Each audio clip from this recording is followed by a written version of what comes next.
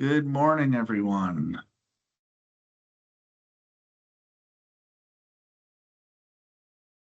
So hopefully everyone is able to join and see this PowerPoint cover slide. I don't know if people, I don't know what functionality people have turned on and turned off. I've got Jess and Angela helping me with running the meeting today, and so hopefully everything's coming through good on the participants' ends. If not, try to flag us down through a chat or communication. There's a thumbs up. I like it. Thank you. So we're going to give it a couple more minutes and then we'll get started.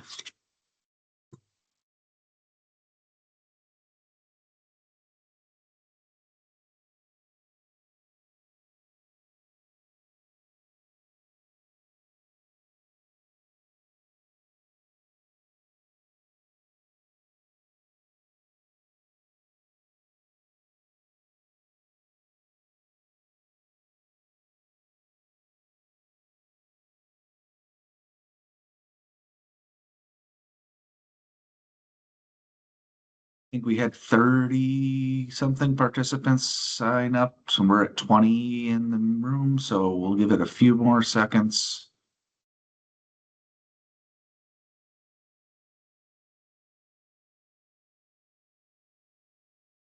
All right. Well, I think I'm going to go ahead and get us kicked off since we're recording. So welcome to our presentation on the 2025 Municipal Inflow and Infiltration Grant Program.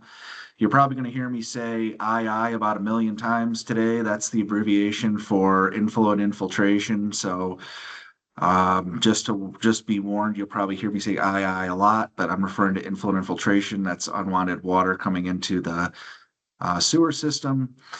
And my name's Matt Selmeyer. I'm a finance manager in environmental services. I support several of our grant programs.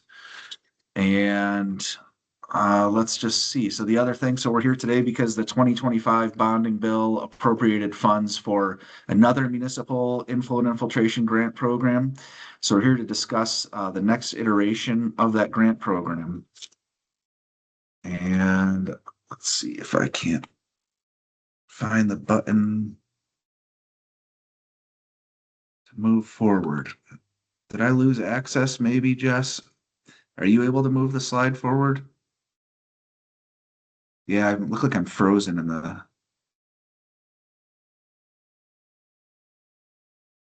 seem to have lost access.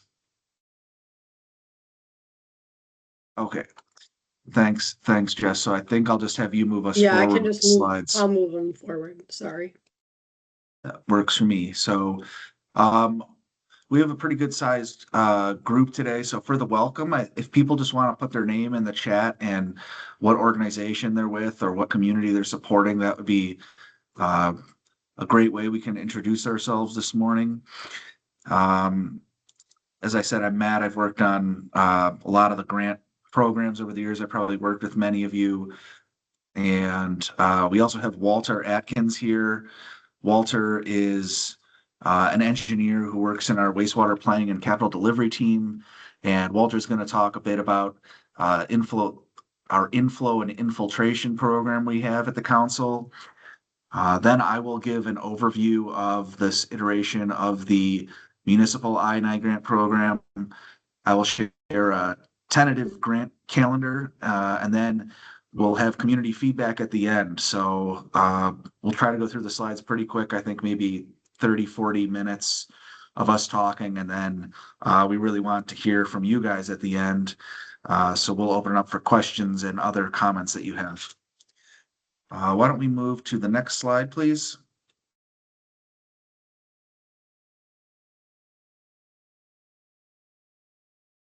All right, so Sam Paskey's our assistant general manager, but he's actually not here today. So I'm going to cover a couple slides for him. But he did send me a few talking points. The council is focused on really what's best for the region and often uses the phrase "better together."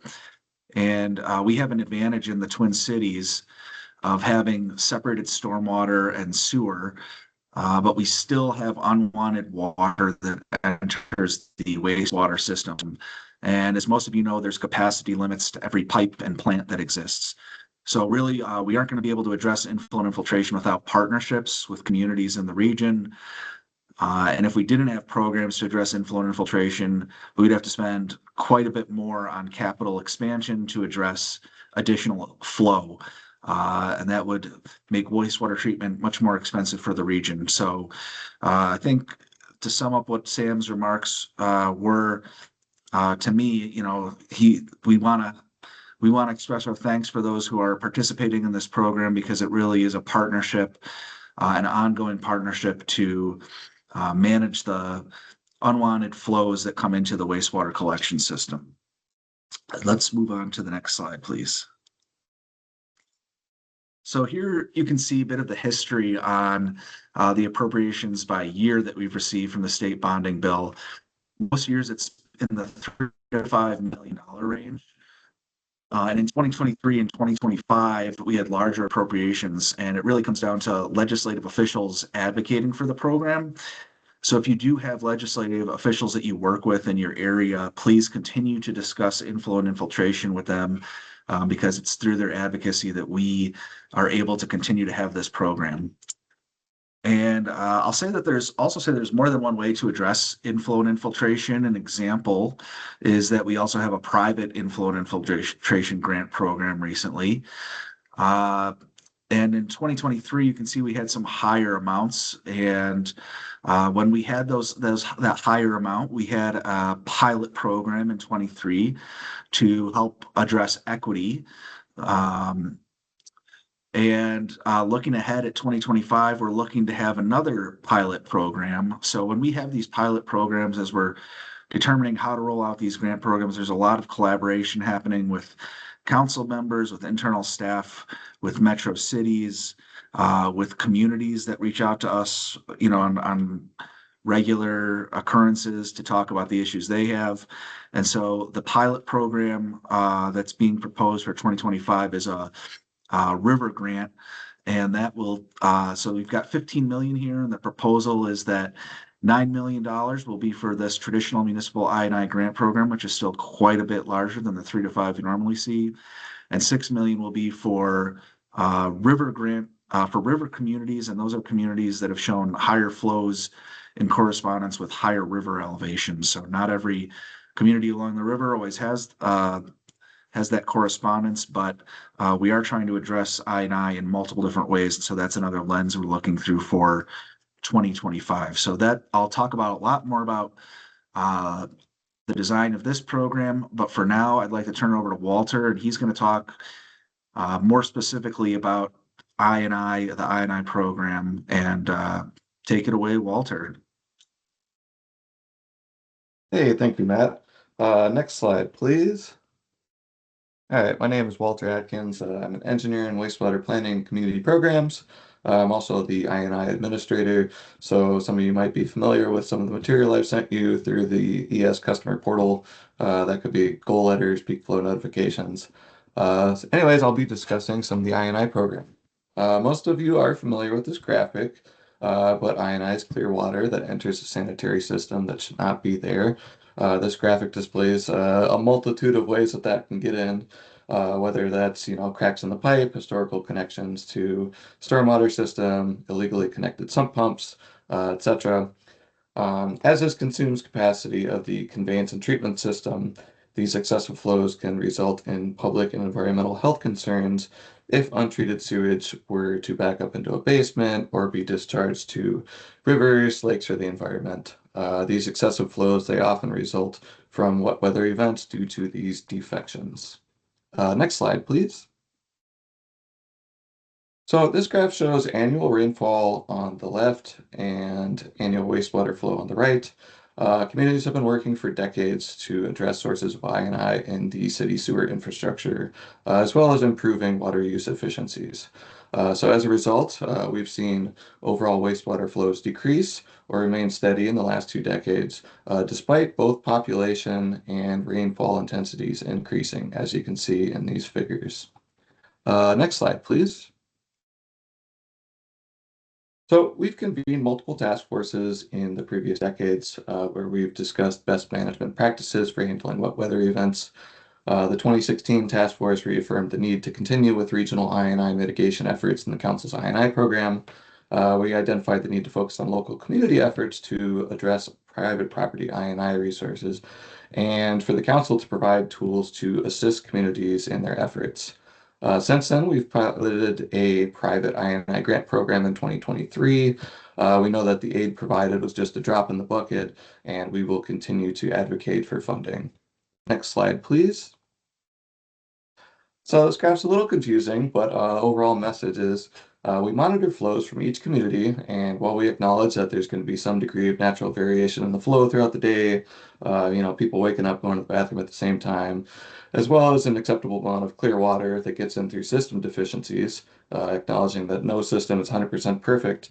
Uh, that acceptable level of flow that we define here is the red dashed line. That's what we call the I&I goal, which represents a reasonable hourly peak flow that we can expect, and we developed a unique one for every single meter shed. This goal is communicated to the community through the MCS customer portal each year. It factors in average flows, recent growth, and an allocation for some degree of imperfections. This graph here, it shows a meter's response to a wet weather event. So you can see in the days preceding the rainfall event, which is the little blue blip on the bottom, the flows fluctuating around 10 million gallons per day. But as soon as that rain event hits, the flow jumps to nearly 35 mgd, exceeding the I&I goal, and that's consuming valuable capacity in the conveyance system. If everyone's doing that, we're in trouble. So we notify communities if their peak flow comes within 20% of that little red line, typically within the month following the event. That gives us time to double check our data, ensure the meter was functioning correctly. Next slide, please. And so, if the I&I goal is surpassed, a work plan may be assigned, where a community will need to, either commit to performing I&I mitigation work or may choose to pay a surcharge amount directly to the Met Council. Dozens of communities have had work plans in the past, and they've worked hard to reduce I&I from their systems. However, as you know from asset management, nothing lasts forever. Systems are going to continue to deteriorate, so we need to continue our efforts. The MCES customer portal, it allows users to submit I&I work plans, to apply for work credits online, receive related program information, and that's also where you can obtain meter data for your own meter shed to assess your community's I&I responses, kind of keep tabs on how things are going following what weather events. Anyway, so that's just a brief introduction of the I&I program. Full details on the program procedures and key dates can be found in this link here. It's our annual program and procedure manual that we publish on our website. Also, please feel free to reach out to me regarding any engineering related questions. All right, I'll pass it back to Matt now to discuss the 2025 Municipal I&I Grant Program. Thanks. Thanks, Walter. A lot of information, helpful information. Obviously, I think my main takeaway is when you have unwanted water in the system, it's a problem, and I think this grant program is one way to help with that. So let's move on to the next slide, please. So this is just the bonding bill language. There was 15 million appropriated to Metropolitan Council to administer grants for capital improvements that reduce II into municipal wastewater collection systems. That's pretty standard. That language has been there for the last several iterations of this program. Cities are eligible if they were at one time identified as an excessive II contributor. So once you're on the list, you are always on the list. So you could think we haven't had an II exceedance or been close to one in a long time. But even if it happened, let's say 20 years ago, you would be added to the list and you would stay on the list of people that are eligible for this grant program. And then the final thing is the grants are pursuant to guidelines approved by the Metropolitan Council. So sort of our process is that we'll bring this information to you today, collect feedback that communities have, and then I will present guidelines to the Council's Environment Committee, which will then go to the Council for approval, and we will relay any feedback received at that point in time. And then as I mentioned earlier, the 15 million that came through is higher than most of the previous bonding funds. So the proposal is 9 million for the traditional inflow and infiltration grant program and 6 million for the communities impacted really by that river flooding. If we can move to the next slide, please. So we have around 80 to 82 communities that are on the list of eligible communities. In the past, we've had, it seems like most grant iterations have around 50 communities that elect to participate. And these are communities, as I mentioned, that at one point in time had excessive I&I. So hopefully you see your community name on the list today. If you don't think we missed it or missed something, please reach out after the presentation. And if we can go to the next slide, please. So similar to prior programs, we have different eligibility percentages for different types of work. These eligibility percentages were reviewed previously with a task force and determined. And my understanding is also that the higher percentages really help address, help maximize that I&I investment. So there's those 7 types of work. And then the non-eligible work is studies, investigations, or inspections. We really want this work to go to repairing the inflow and infiltration issues, not to study them. Also, the engineering costs are not eligible, again, for similar reasons. And then, as this is state bond funds, the money cannot be used for privately owned infrastructure. It has to be on public infrastructure. And on to the next slide, please.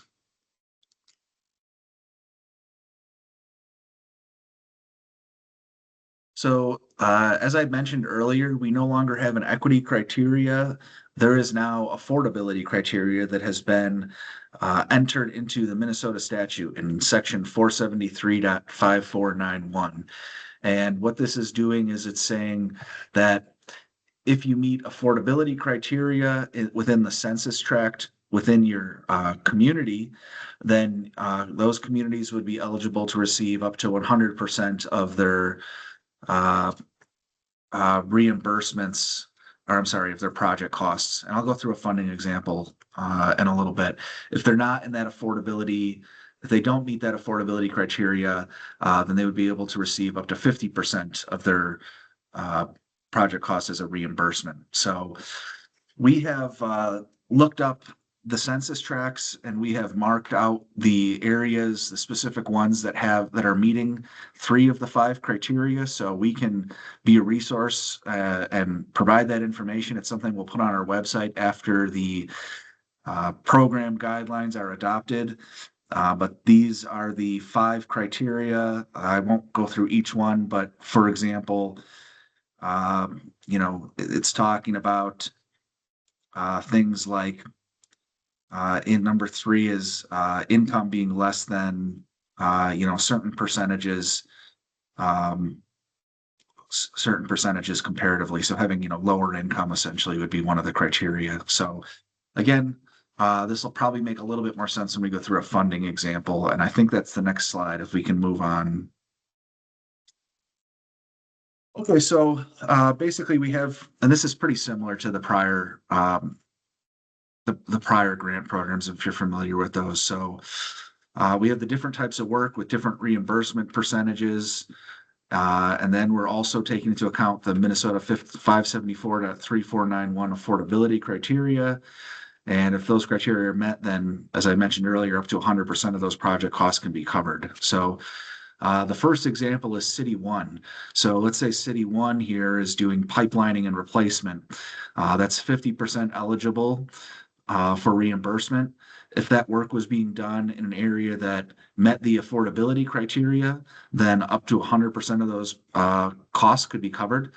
And let's say that city decided they were going to do $10 million in one area and $4 million in a different area where the affordability criteria was not met. So then that $4 million would be 50% eligible, getting them to 2 million. And then after they went through the affordability criteria for that project, it would be 1 million. So, there's different examples here of different cities doing different types of work. The main thing that I want to emphasize is that as communities participate in this program, they'll need to keep track of the work that they're doing and where they're doing it. So the big things are going to be what type are you doing of the 7 types of eligible work, excuse me, and are you doing that in a census tract that meets the affordability criteria, which we have a spreadsheet that shows the different census tracts that meet that criteria, and that's something that we will eventually put on our website once the guidelines go through the Environment Committee and the Council, which is I'll get to the schedule in a little bit. That's going to be in December. So let's move on to the next slide. And this is just taking things a little bit further. So you can see City 1 again as an example. After looking at their initial project, their project work that they did and the type of work and where it was done for affordability, they had $6 million that was eligible for funding. The Part 1 funding, we're still going to have a Part 1 and Part 2. This is something that we calculate on our end, and we do that for small communities. So like in this case, you can see City 5 would have $75,000 eligible for funding. Well, we try not to just give everybody a equal, let's make sure I emphasize this right. We try not to just do a peanut butter spread and say like, okay, everyone will get, let's say 10% or 15% of the cost back for that they have that are eligible. Because in a small community that only did 75,000, they might only get 7,500 or $10,000 or something like that. So it wouldn't be as worthwhile. So we try to have this Part 1 funding that matches the first $50,000 of eligible money to help smaller communities so that it's really worthwhile for them to participate. After that, the remaining funds are paid out based on really what's left in the grant program. So in this example, it's 59%. So that City 1, they'd have 5.95 million eligible after the Part 1 funding. And if they were to get 59% of that, it would be about 3.5 million, and they get a final reimbursement of around 3.6 million. A couple other points to make here. Number one, in 2020, the grant program had 50 participants, and it covered about 13.4% in Part 2 funding. I would anticipate this to be higher because the 2020 program, I think, had 5 million, and now we've got 9 million. So it's a little bit more money to go around, which is great. And then the other point is that when communities apply, they will inform us of the type of work that they intend to do, and then we will calculate an approximate estimated reimbursement that communities would receive. So we do that for a couple reasons to try and help communities understand what they would receive for reimbursement. We also do what's called an end grant, where communities do all the work, they submit all the work they did, and then we calculate reimbursements at the end of the program. And we do that so that we leave nothing on the table. We want to fully disperse this money that is from the state, and it is time sensitive. So that is also factored into our calendar and into how we design this program. So again, main point here, there's a couple of different things we're looking at: type of work, is it in an affordable census tract? And then when you apply, we will calculate an approximate reimbursement and send that to you. So let's move on to the next slide.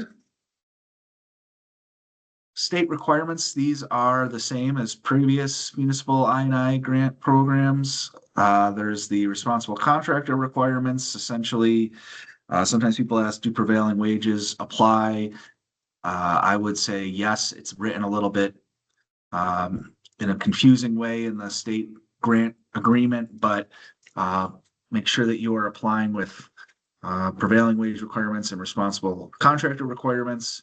And then 16A.695 is, pretty straightforward, but it restricts the sale, lease, or management contracts. Essentially, what that's saying is you can't take this money invested in public infrastructure and then sell it or lease it to make a profit. And that might not be very common with sewers, but that could be common with other things that are state bond funded. So we put that in there, keep that in mind, as well as you're working on your projects. And then there's also a link to the end grant agreement that we used, as I mentioned, and the capital and state bonding guides. So this presentation will be made available to folks after the presentation, and the recording will eventually go on our website. So we will make sure we have all these resources available to you. If we can go on to the next slide, please. Council guidelines are, again, pretty similar to prior iterations of the grant program. So the spending in this case would have to be eligible spending would occur between January 1st, 2026 and December 31st, 2027. We try to cover a couple of years of construction, knowing that, construction can take some time. And also keeping in mind that there are limitations to how long these funds are available from the state. Because you typically get about 4 years to disperse this money. If you don't, then you have to send it back to the state, which we don't want to do. And then only construction costs qualify. And then in here, we just have the note on the part lesser 50,000 or 50 to 100% of eligible expenses. And that's, again, that's relating to the part 1 and part 2 funding and the affordability criteria mentioned earlier. Let's move to the next slide, please.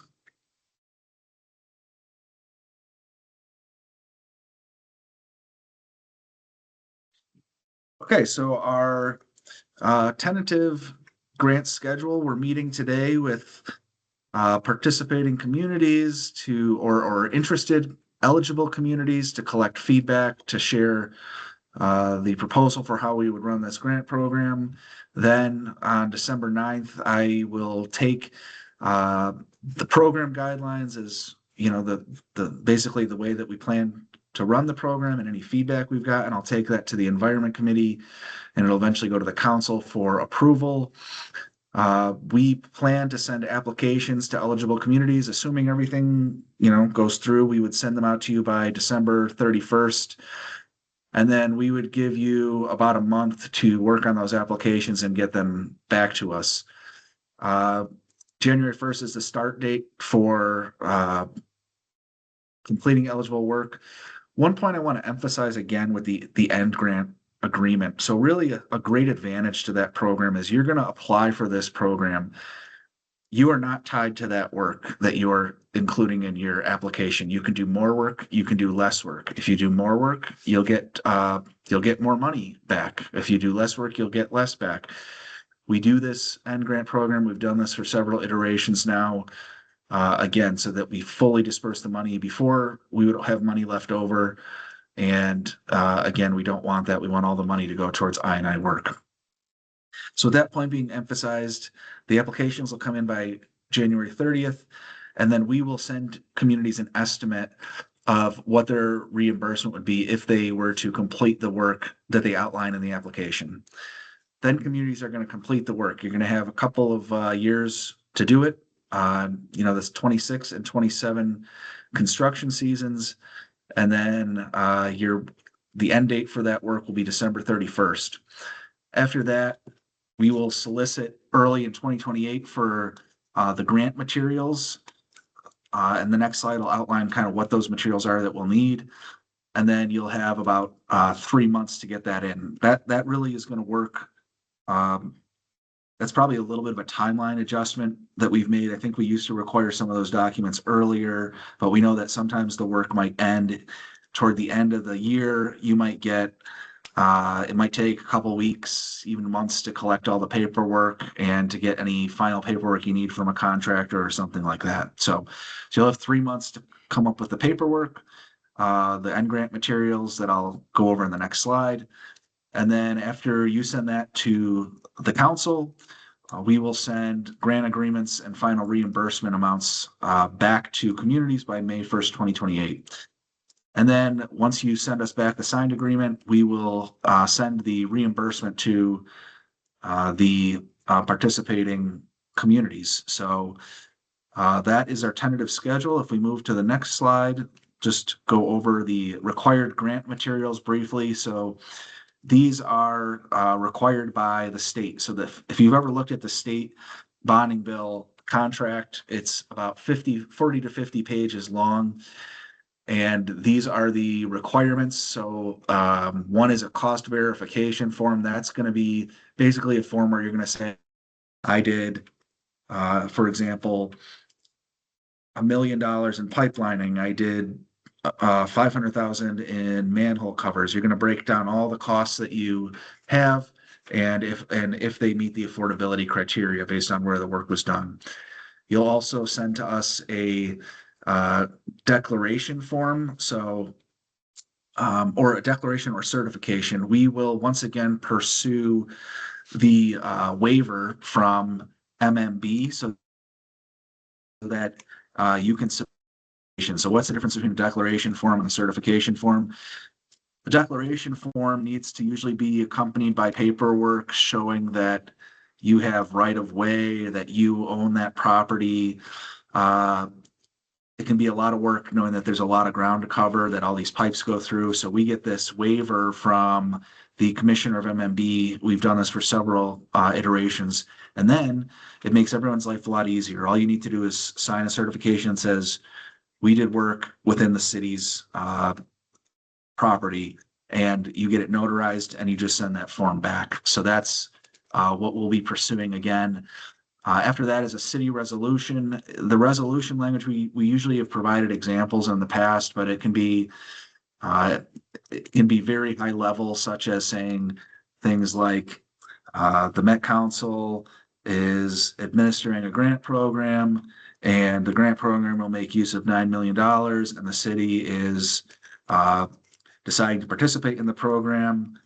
Things of a very high level nature, but it does need a city resolution in order to be able to complete these state bond documents. And then a detailed breakdown of the expenditures, which is I've seen it a number of different ways. I've seen spreadsheets. I've seen lists of payments that were made.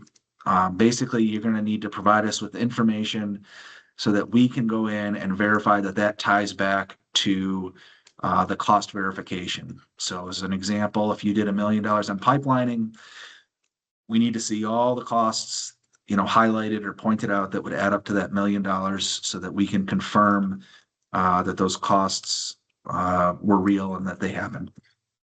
And that's I guess that's probably 4 and 5 are sort of together. There's not two separate things, but 5 is invoices that substantiate the cost of work, but it could be some images from your ledger with highlights of the work that was done. It could be a number of different things.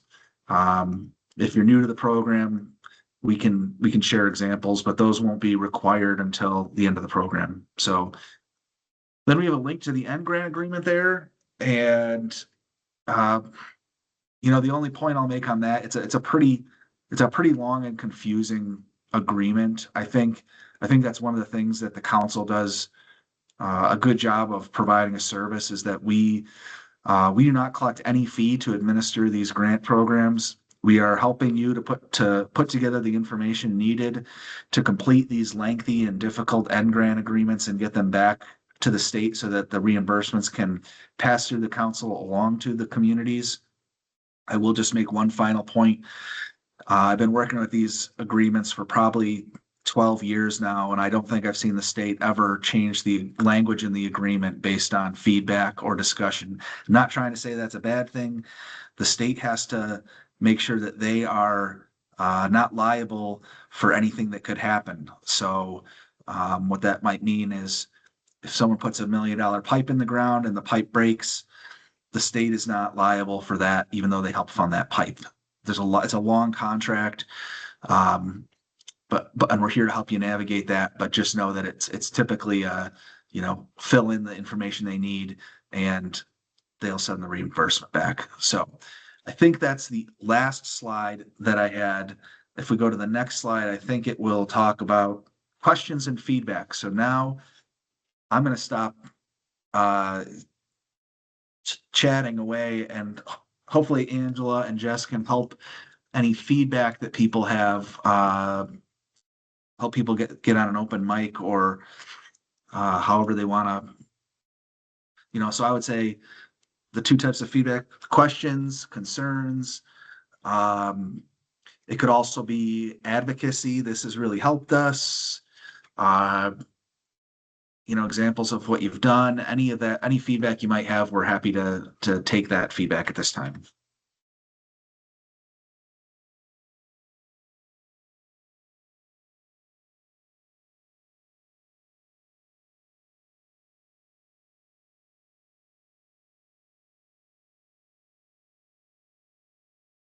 Uh, Not seeing any hands raised, but do Yeah, I people think have the best way would be to raise your hand, because then we can unmute you.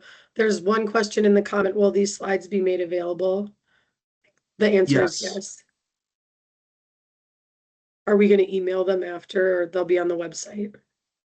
I would like us to email them after. Angela and Jess, if you can help me with that. We'll email it. The plan is to email those who came today, and then we will be adding this information to our website after it goes to after we've collected feedback and shared it with the Environment Committee and Council. Another question in the chat. Affordability criteria will be evaluated by neighborhood or just per community? So that is based on census tract. So uh, the census, each community has different census tracts. It could be as many as one census tract in a community, or it could be several. And those census tracts, um,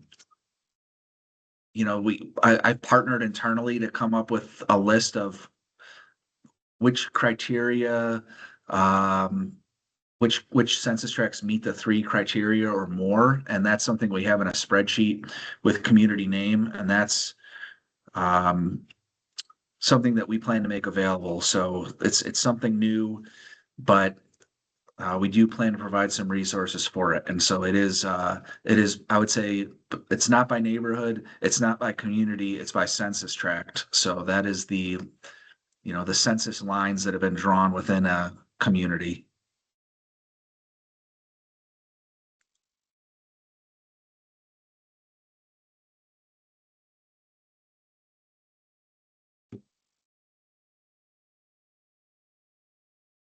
And I would also say if people want to stick around after, we can also collect feedback. Maybe, if people don't want to be recorded, we can do that. We're happy to answer questions, collect feedback um, any way that works best for folks.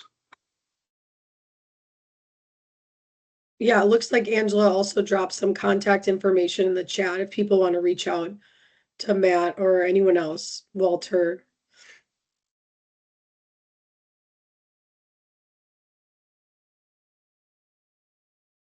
Well, I would say if folks want to stick around for questions or feedback, even, people who participated again in the past, that's like, this is helpful for us. That's always good to share with our council members too. When I bring this forward, doesn't have to be positive feedback, it could be any feedback, but I'll stick around, and if those who want to jump off can, if anyone wants to stick around and ask a question, please feel free to do so.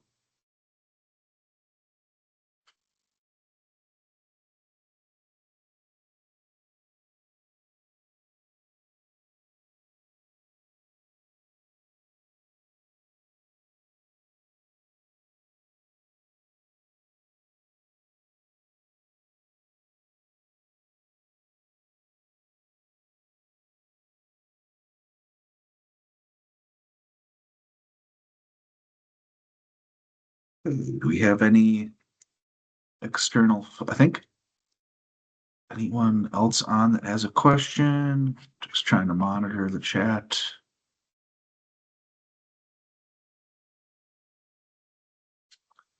Kate.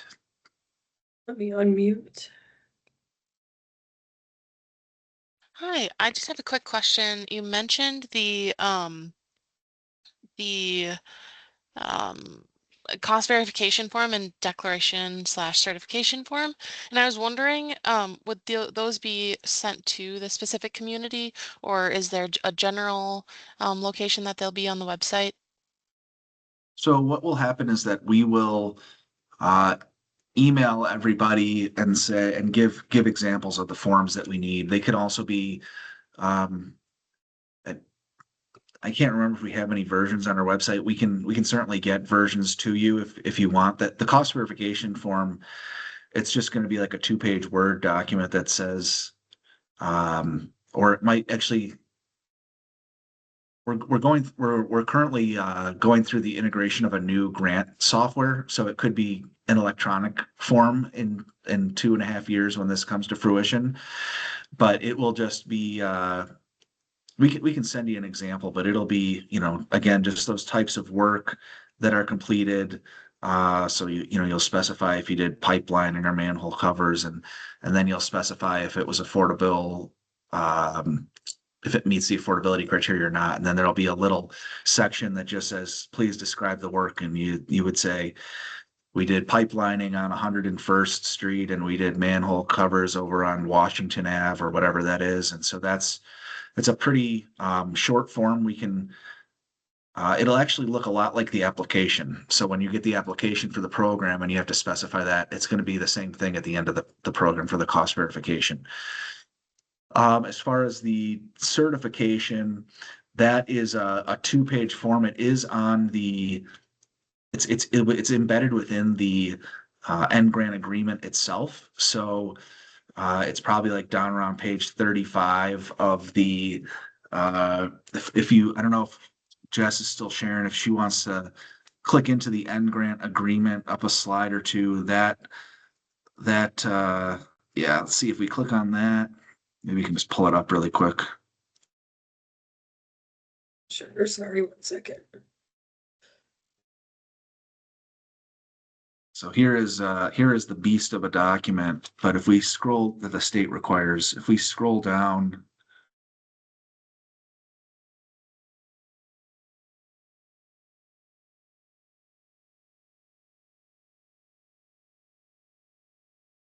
Tell me when. yep, right there. So you just passed the declaration. So this declaration is I don't think I've ever seen anyone submit the declaration, because again, it's like you have to provide addition. The one time I think I saw it filled out, somebody had to provide like other right-of-way documents and all this like additional paperwork showing that they had done work on their public infrastructure. We don't as lengthy as this process is, we try to simplify a little bit. So if you scroll down, you'll see there's a certification form. I think it's oh, maybe keep going. Oh, maybe it was That's right. before the declaration.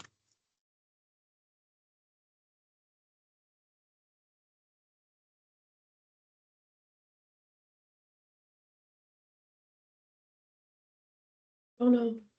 Well, I'm not, no, I think we would have found it by now. So there's a certification that looks pretty similar to that declaration, except for just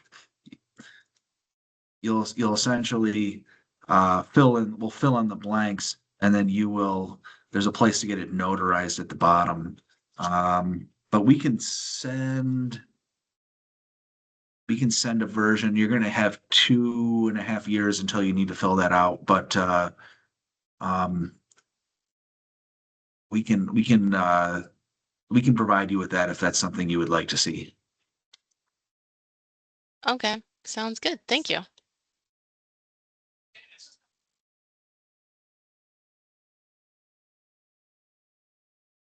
Anything else?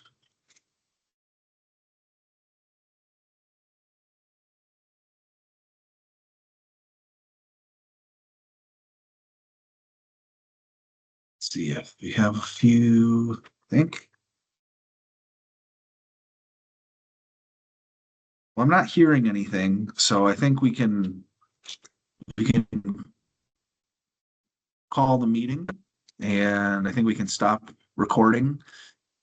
Okay. And we're available if people have any other follow-up questions. I guess one thing I didn't mention is Aaron's going to be our administrator for this grant program. You'll see his name on a lot of the documents that come through, but you can reach out to Aaron or myself or anyone for any questions.